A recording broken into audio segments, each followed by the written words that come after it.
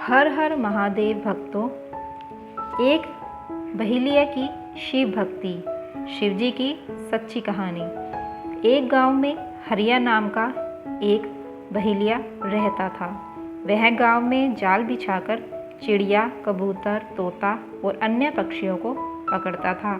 फिर उन्हें पिंजरे में बंद करके रख लेता था और गांव के बाजार में बेच देता था। हरिया के घर में उसकी पत्नी शोभा भगवान शिव की भक्त थी। वह दिन रात भगवान शिव की पूजा करती थी। शोभा अपने पति के काम से खुश नहीं थी। एक दिन उसने हरिया से कहा, सुनो जी, तुम जिन पक्षियों को पकड़कर बेचते हो, इससे उन्हें कितनी तकलीफ होती होगी। उसकी बात सुनकर हरिया हंसने लगा और उसने कहा, तुझे कैसे पता इन्हें तकलीफ होती है? इन्हें बाजार में बेचने से मुझे अच्छे पैसे मिलते हैं। यह सुनकर शोभा रोने लगी। उसने कहा, आपको शायद यह नहीं पता कि इन भोले बेजुबान पक्षियों की हाय हमें लग रही है। इसी कारण हमारे कोई संतान नहीं है। मैं दिन रात भगवान शिव की पूजा करती हूँ, लेकिन फिर भी हम संतान के सुख से वंचित हैं। तब हरिया ने कहा, मैं यह सब नहीं जानता, तू भी इस सब के बारे में सोचना छोड़ दे। यह कहकर हरिया पक्षी पकड़ने चल देता है। शाम को हरिया पिंजरे में पक्षियों को लेकर आता है और झोपड़ी में रख देता है। अगले दिन फिर से हरिया पक्षियों को पकड़ने चला जाता है। तभी कोई घर का दरवाज़ा खटखटाता है। शोभा दरवाज़ा खोलकर देखती है तो उसके सामने एक ब्राह्मण अपनी पत्नी के साथ खड़े थे। शोभा उनसे कहती है, महाराज, आप लोग कौन हैं? तब ब्राह्मण कहता है, बेटी, हम बहुत दूर से कुछ दिन इस गांव के शिव मंदिर में अमर कथा वाचने आए हैं, इसीलिए घर घर जाकर उसका निमंत्रण दे रहे हैं। तुम भी कल से अपने परिवार के साथ कथा सुनने आना। यह सुनकर शोभा बहुत खुश हुई। उसने कहा, हे ब्राह्मण देवता, मेरे तो भाग्य खुल गए। ऐसा अवसर तो किस्मत वालों को मिलता है, परंतु आप दोनों की रहने की व्यवस्था कहाँ है? तब ब्राह्मण ने कहा, बेटी, मंदिर के पंडित जी ने हमारा रहने का इंतज़ाम मंदिर में ही कर दिया है और इस गांव में जो भी हमें सम्मान और प्यार से भोजन कराएगा, हम भोजन कर लेंगे। यह सुनकर शोभा की आंखों से आंसू बहने लगे। उसने रोते हुए कहा, महाराज, मैं बहुत गरीब हूँ, लेकिन मेरी इच्छा है कि जब तक आप इस गांव में रहें, आप मेरे घर में भोजन करें, परंतु मेरे घर में रूखा सूखा है जो आपको पसंद नहीं आएगा। यह सुनकर ब्राह्मण की पत्नी बोली, बेटी, तुम चिंता मत करो। यदि तुम्हारी इच्छा हमें भोजन कराने की है तो हर दिन हम तुम्हारे घर में ही भोजन करेंगे। तुम्हारे रूखे सूखे एक निवाले से ही हमारी तृप्ति हो जाएगी। यह सुनकर शोभा बहुत खुश हो गई। उसने कहा, मैं आपके लिए भोजन तैयार करती हूँ। तब ब्राह्मण ने कहा, माई, तुम भोजन तैयार करो, हम पूरे गांव में निमंत्रण देकर तुम्हारे घर आएंगे। यह कहकर दोनों चले जाते हैं। शोभा भोजन तैयार करती है।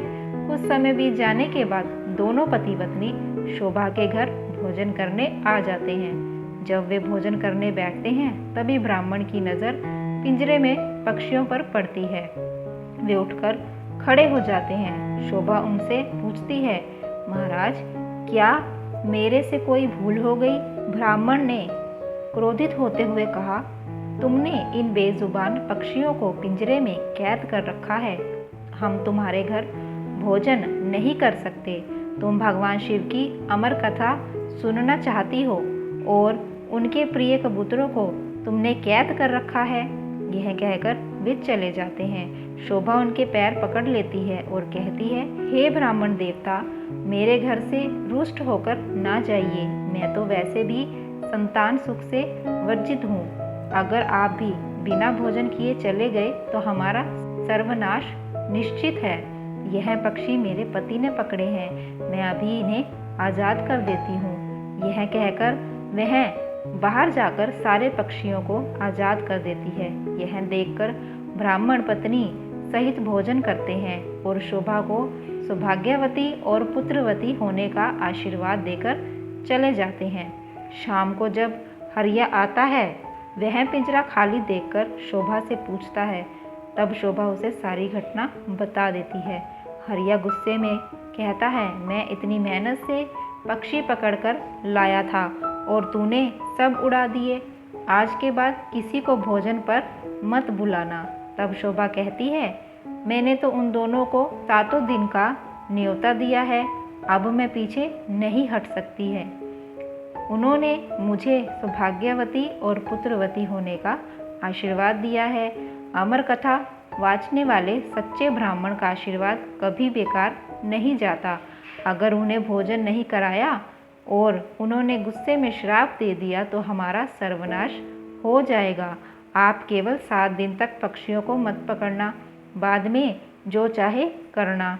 हरिया को हार कर उसकी बात माननी पड़ी। वह बेमन से रात दिन घर पर ही रहने लगा।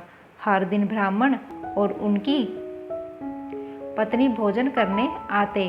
उनके आने से पहले हरिया घर से चला जाता। उसे यह सब पसंद नहीं था।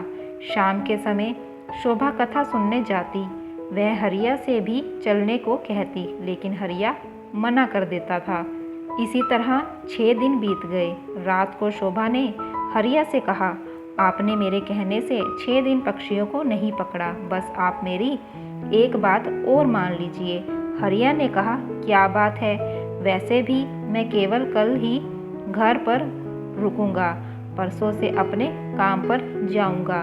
तब शोभा ने कहा, कल अमर कथा समाप्त हो जाएगी। मैं चाहती हूँ आप कल मेरे साथ मंदिर में कथा सुनने चलें और वहाँ से वापस आने के बाद ब्राह्मण और उनकी पत्नी को अंतिम बार भोजन कराकर उनसे आशीर्वाद लें। क्या पता उनके आशीर्वाद से हमें संतान का सुख मिल जाए।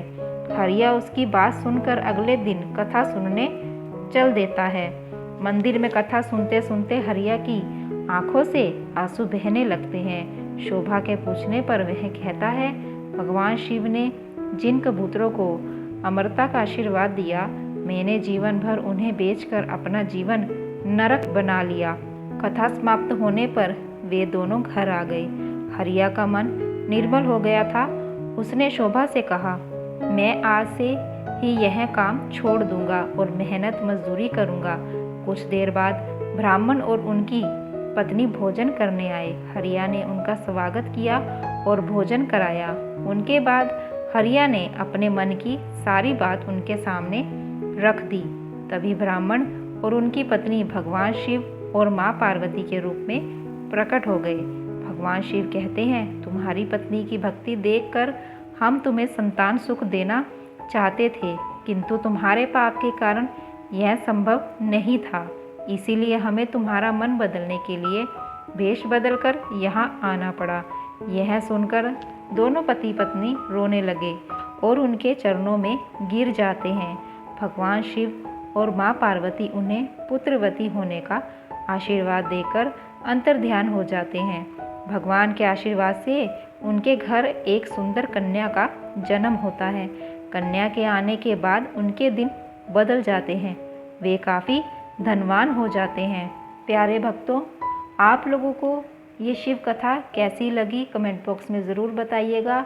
और अगर आप लोगों को ये कथा अच्छी लगी तो कथा को लाइक करें, शेयर करें और हमारे चैनल ईश्वर ज्ञान को सब्सक्राइब करें। भगवान शिव सदैव आपके साथ हैं। हर हर महादेव।